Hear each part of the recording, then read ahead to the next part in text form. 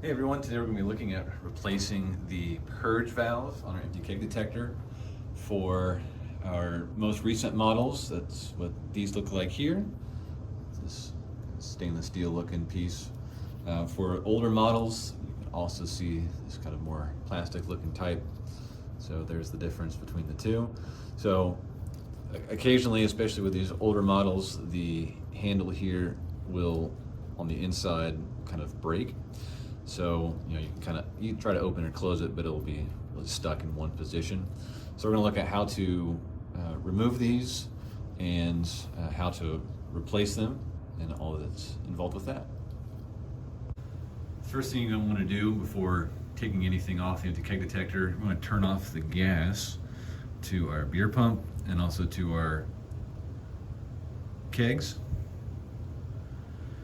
And we do this because if we were to open up the top of these empty keg detectors while there's still pressure, once we remove this, beer is going to come flying out everywhere. It's going to get all over you and everyone's going to point and laugh at you. So we want to try to avoid that.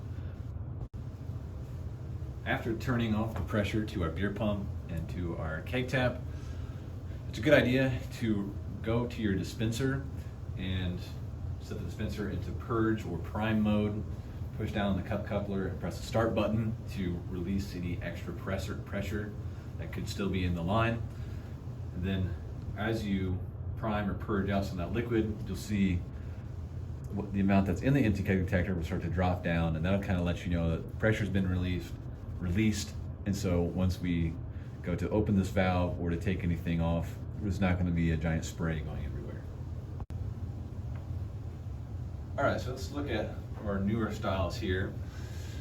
What we want to do is take off the purge tubing right here with this T, and to do that you'll see that there's this kind of blue cap at the top. What you're going to want to do is push down on this blue cap. I just kind of use a screwdriver, and as you kind of push down on it, you're going to pull up on the tubing like that. That gets it out of the way. So you could open that to see if there's any pressure built up there or not. Then to remove the purge valve here, you just take an adjustable wrench, and you'll see that there are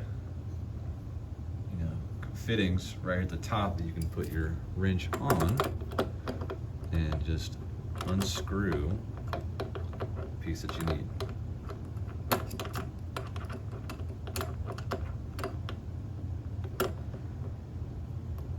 So I like to put one hand kind of right here, just have a nice hold on the base, and then you just unscrew that.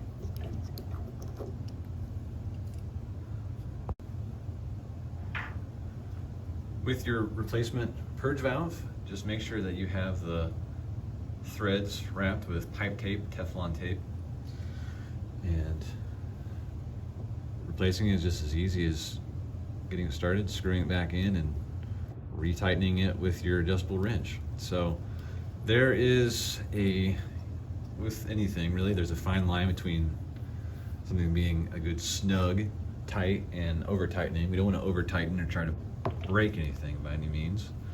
And you can usually test the tightness of your work once we've got everything reattached just by turning the pressure back on to this line.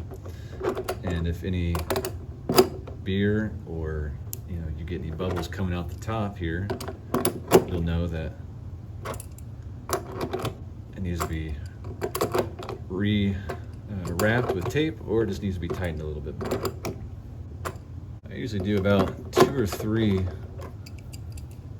full turns, and yeah, it's pretty snug right here. So I'll do that. And you kind of want to angle your valve here so that it's easy to access. And then just slide your tubing back in and press down. You can kind of pull up if you want just to see if that's locked in, and it is, so we're good to roll. For replacing the older style purge valve here, it's the same type of deal. You can fit your adjustable wrench and kind of on these edges here, you get it unscrewed, and then just rewrap it, or wrap your replacement with thread tape, and same type of deal. You just screw that in, get it tightened so it's nice and snug, and you'll just pop the purge tubing straight down in there, just like that. You test your work by turning on the pressure for your line. So go back over here. You can turn on your keg CO2 pressure. You can turn your beer pump pressure on as well, and that'll give you an idea.